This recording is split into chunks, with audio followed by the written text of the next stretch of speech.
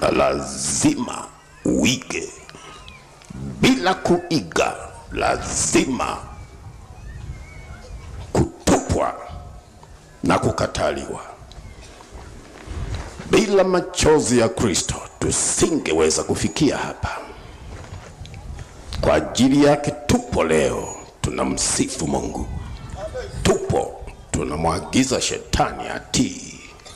Tupo tunamwagiza pepo jini anyamaze kule, asimame, ageuke, nimpatilize adhabu.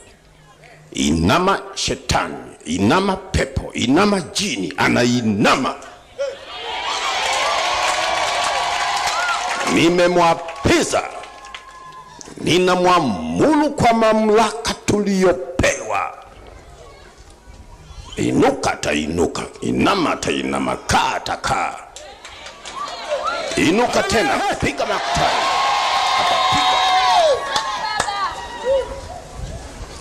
Tunayo mamlaka hayo, tumepewa na umepewa wewe mwenyewe. Tumalize vizuri tu wana injili. Tumeshafika tayari, usikome mwisho. Kila mmoja aonekane anapata taji. Fanya kazi ya injili. Fanya kazi ya mhubiri, walete wengi. Kila mahali tunakwenda tunaona maajabu na miujiza mikubwa Mungu anaitenda. Hata hapa Dodoma mmeona Bwana ametenda miujiza mikubwa hapa. Kila mahali tofauti tofauti. Anajulisha yeye ni Bwana, Mwana wa Mungu aliye juu, ambaye siku ile tutamwona na kupiga makofi na kushangilia.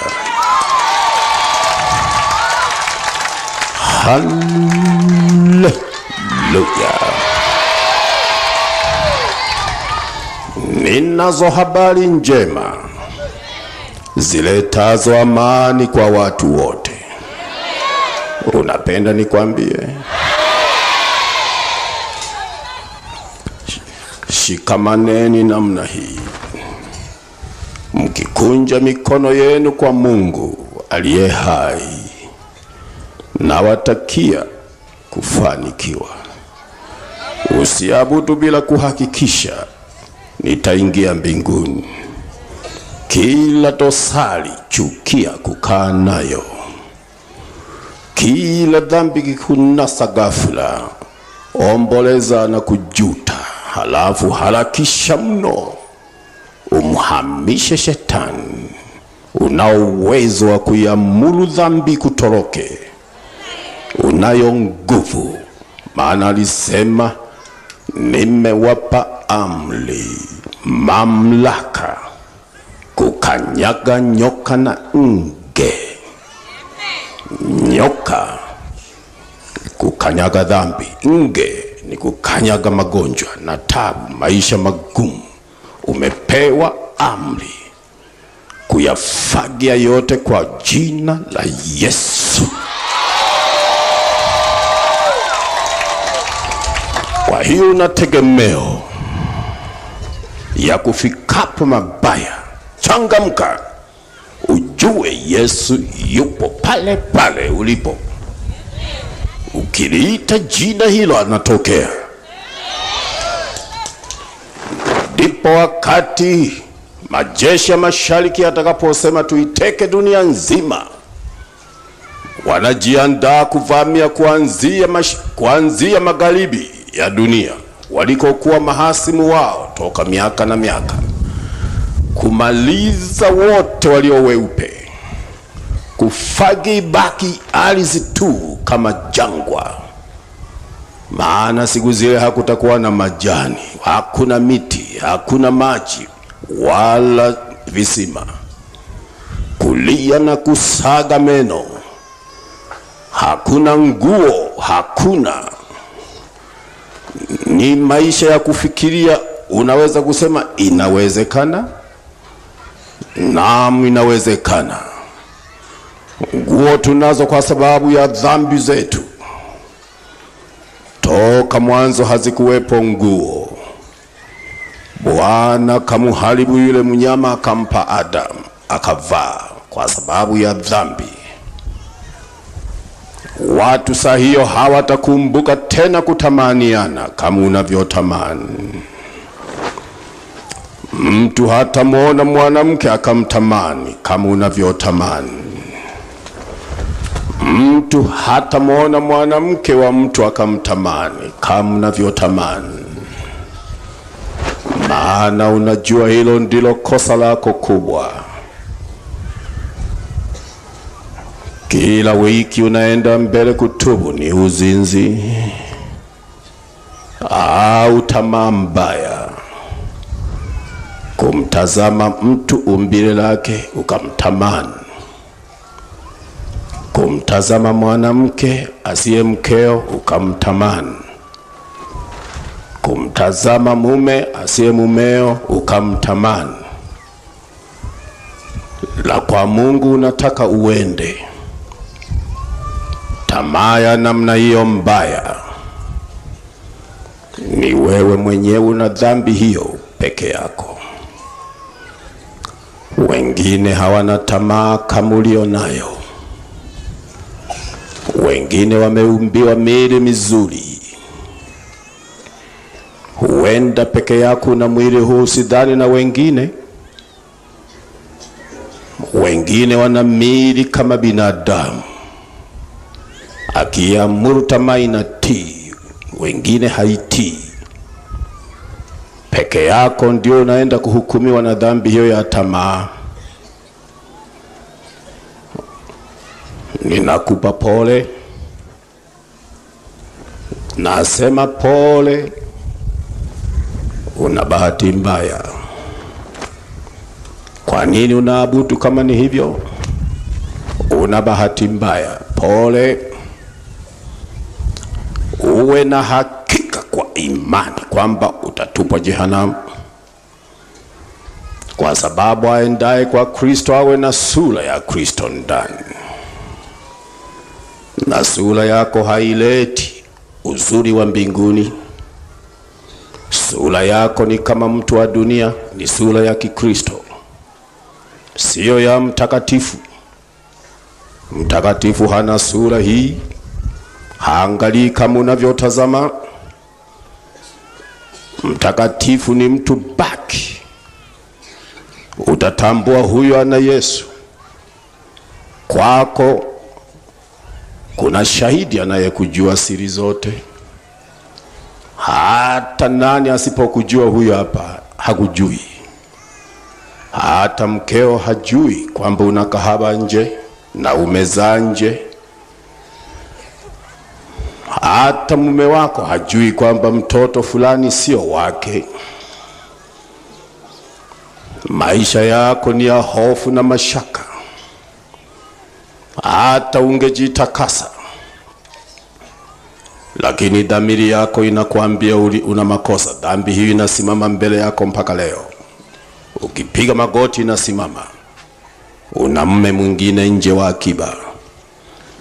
Una mke mwingine na umezaa. Una maisha ya kujaribiwa siku zote. Mradi unaingia kanisani na shetani anaingia. Lakini dhambi unayo. Ila unabishana na Mungu. Aliye wa Mungu si mgumu kutubu. Aliye wa Mungu ni laini kwa maneno ya Mungu. Aliye wa Mungu humsikiliza Mungu. Aliye wa Mungu si mbishi. Aliye wa Mungu habishani mpaka mkakosana. Unalazimisha mtu asikilize ushuhuda wako. Aliye wa Mungu hana hasira kama ulionayo. Unapata hasira mpaka unatetemeka. Unapata hasira mpaka siku 2 usemi na ndugu yako. Hata ukisema nimekusamea, akikukosea tena unamkumbusha, na siku fulani ulinikasirisha. Useme kama utamuona Yesu kwa hali hii. ninayo huzuni kwamba hutaingia. Mungu anachuja wateule sahihi, anatayarisha kanisa takatifu, roho zilizotakaswa. Mbona uwe namna hii? Na pana wengine, neno hili hunisumbua tu. Pana wengine hapa wana kesi, wameshitaki mwingine kwa sababu tu alikuvunjia vitu fulani, kwa sababu tu alikukopa hajakurudishia. Sasa ni miaka bila kufikiri ndugu yako alikukopa kwa ajili ya taabu, alipopata alikosa njia ya kuzirudisha. Na ukikumbuka na watoto, apate wapi ndugu huyo? Ninalokusihi umsamehe na ukaifute. Nisipokusamehe na Mungu hata nisamehe, na ifuta kesi, uwe huru kwangu kama rafiki. Halafu umkopeshe Mungu deni hilo. Utaona unafanikiwa. Kama ni biashara, kama ni nini, utakwenda mbele. Kama ni jaribu, Bwana atapigana saa ya mwisho. Kama ni mauti isiyotoka kwa Mungu, Bwana ataiondolea mbali mauti hiyo, na utasubiri mauti yako itakayoruhusiwa na Mungu tu. Amani iwe kwenu. Amani iwe kwenu. Abuduni katika roho na kweli. Yesu yule aliyetuahidi anarudi. Baada ya kutaka kuipiga dunia, ndipo Bwana Yesu atakuja mara ya pili. Atakuja na mawingu. Dunia yote itakuwa na mwanga wa mbinguni. Watu wataona malaika hakuna hesabu. Watamwona mwana wa Adamu akishuka duniani na wateule wote waliokuwa. Moja kati ya vitu ambavyo vimeachwa na kanisa ni pamoja na msisitizo wa kufundisha habari za mbinguni. Tunaanza kuona kanisa likihama kutoka kwenye misingi ya imani ya Kipentekoste. Tukizungumza imani ya Kipentekoste hasa nchini Tanzania, hatuwezi kuacha kuwataja mzee kama mzee Moses Kulola, ambao walikuwa ni wazee waliofanya huduma bila kuchanganya na kitu chochote. Ni wazee waliojitoa kwa moyo wote, kwa akili zao zote, kwa mali zao na hata kwa elimu walizokuwa nazo. Hawakuwa wakizingatia hasa katika kukusanya mali, lakini walizingatia katika kufanya kazi ya Mungu katika kweli yote. Imani ya Kipentekoste hivi sasa imeanza kuingiwa na tunaanza kuona mambo ambayo hatukuyazoea yakiingia, lakini makanisa pia yamehama. Msisitizo sasa hivi hauwekwi kwenye Injili, lakini msisitizo unawekwa katika kuanzisha miradi, kuboresha vitu mbalimbali. Ni kweli, ni kitu ambacho hatuwezi tukakikataa, lakini lazima turudi kwenye misingi ya imani, kwa sababu imani ya Kipentekoste ilileta mapinduzi katika ulimwengu wa roho, ikilenga hasa kuhubiri watu waache dhambi na waweze kumuona Kristo. Mwangaza wa Ulimwengu ni kipindi ambacho kinakuchambulia watumishi ambao walileta mapinduzi katika ulimwengu wa roho, lakini hasa kikilenga kuzungumzia misingi ya imani ya Kipentekoste na kusisitiza watu warudi katika misingi hiyo. Si kweli kwamba imani ya Kipentekoste inaweza ikafanya kazi mpaka iongezwe kitu chochote kama vile mafuta, maji na upako na kadhalika, lakini tunaona hao watumishi ni watumishi ambao walifanya kazi ya Mungu na miujiza mbalimbali bila kuwa na kitu chochote. Nguvu ya imani ya Kipentekoste ipo katika ujazo wa Roho Mtakatifu, ambacho ndicho watumishi hawa walisisitiza. Lazima kanisa likubali kurudi kwenye misingi ya imani ya Kipentekoste. Mwangaza wa Ulimwengu, David Joseph na kuletea vipindi mbalimbali. Mwaka 1997 Moses Kulola aliweza kufanya mapinduzi katika ulimwengu wa roho, hasa alipokuwa akiendesha mikutano yake ambayo ilikuwa ikitoa msisitizo juu ya ujio wa Yesu Kristo. Fuatana nami, hii ni Nemi TV ambayo itakuwa ikikuchambulia watumishi mbalimbali ambao walileta mapinduzi katika ulimwengu wa roho. Karibu, usitoke hapo ulipo, fuatana nami. Yesu mwenyewe, je, alikuwapo mchungaji aliyesali kwenye maiti yake, kwenye kaburi lake? Kaburi la Lazaro, pana mchungaji alikuja kusalia? Basi ujue, changamka, fungua macho yako juu, uone njia yake Kristo ikoje. Ndipo hapo hukumu itaanza. Kila jicho litaona, kila goti litapigwa, kila ulimi utakiri kwamba huyo ndiye alikuwa Mungu. Dunia haitambadilisha Yesu. Yeye ni Kristo. Wanadamu, manabii hawatambadili. Ana level Mungu. Mungu mkuu ni Mungu, full stop. Yeye ndiye aliandikiwa hayo, na hatua kwa hatua yalimpata, akakamilisha uungu wake. Twamwamini yule aliye na hakika na mamlaka na uwezo, aliyekwenda huko na huko akiponya wote, vilema na vipofu. Pepo wachafu walilia, wakaanguka wakikiri ya kwamba huyu ndiye mwana wa Mungu. Na kwa imani huyu Yesu twamhubiri katika dunia, ya kwamba anastahili kuja na mawingu, na kila jicho si la wanadamu tu, hata jicho la anga litamshuhudia akishuka. Na halafu atapaa nasi, tutaishi naye Jerusalem. Miaka hakuna hesabu.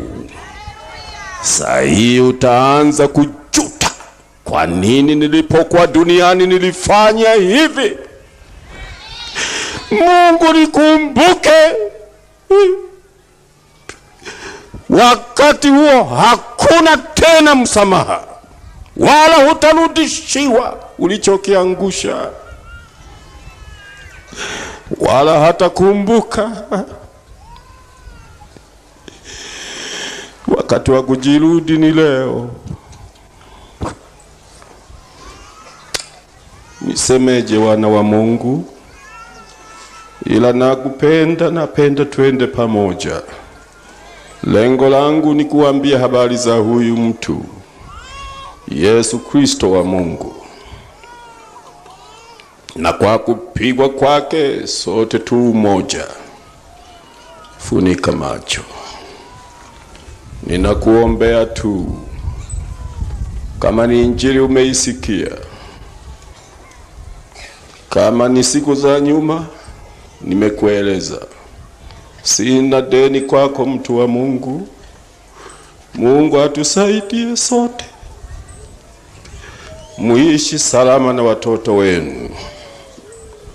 Ishi vizuri na mchungaji, ishi vizuri na mmeo, ishi vizuri na mke wako.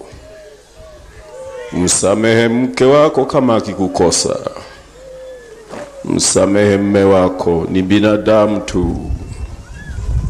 Sameheaneni ninyi kwa ninyi.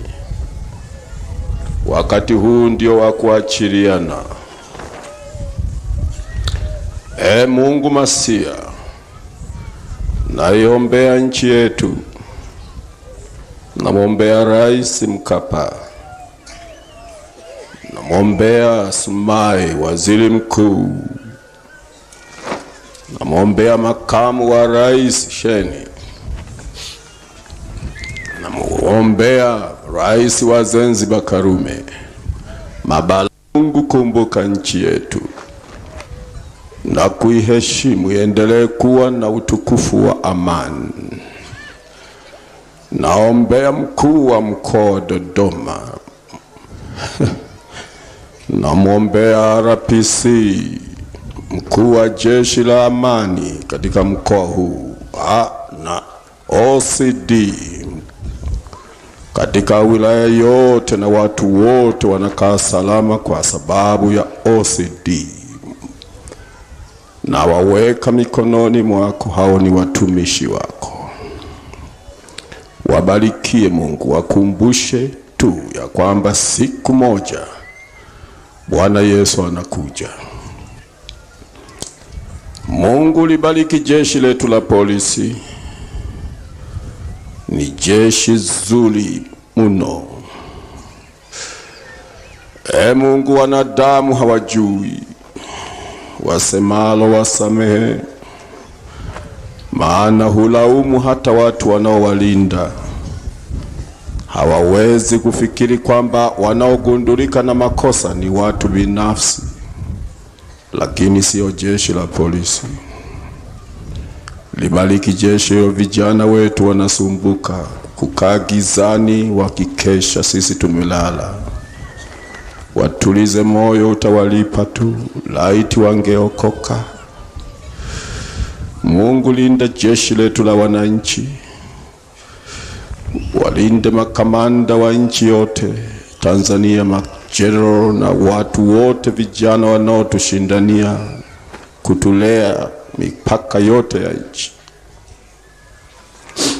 Mungu, walinde madokta wote, najua utawaheshimu siku ile, madokta wote, maprofesa, kwa sababu wanahangaika na watu dhaifu, wagonjwa. Ni kazi njema. Na manesi wote, watumishi wako, wasaidie tu Mungu katika maambukizi ya magonjwa, kwa sababu wanawahangaikia wagonjwa wenyewe. Mungu, walinde walimu wote wa shule ndogo na kubwa, maana bila wao watu hawatajua ulimwengu ukoje. Watu wetu hawatajua hata kusoma Biblia. Wasaidie walimu Mungu, wasaidie tu. Wasaidie wote wanaofanya kazi maofisi ya serikali, maofisi ya biashara na kazi mbalimbali za kujitegemea. Waliomo maofisini wafanye kwa uaminifu. Ukiwa mwaminifu utakuwa unamtumikia Mungu. Nchi inaongozwa kwa mamlaka ya Mungu. Msikilizaji wa Nemi TV, utakuwa umepata cha kujifunza. Karibu tena katika kipindi kijacho cha Mwangaza wa Ulimwengu. Simu nyingine iliyokuletea kipindi hiki ni David Joseph wa Nemi TV. Asante na bye bye.